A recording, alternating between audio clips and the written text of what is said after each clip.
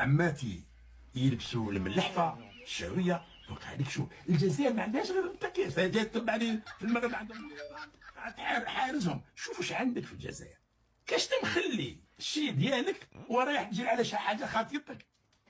انا عمري ما شفتي ما لابسه قفطان، ولا شفت خالتي لابسه قفطان، ولا جارتنا لابسه قفطان، سواء في الجزائر في قسنطينه في عنابه في سطيف في اي جهه.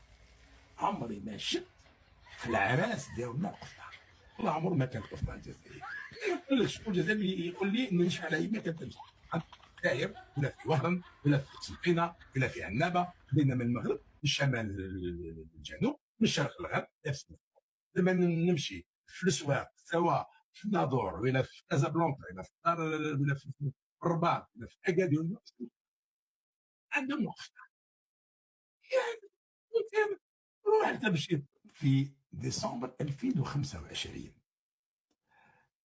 منظمه اليونسكو سجلت كتراث ثقافي للبشريه القفطان كرمز حي للهويه المغربيه.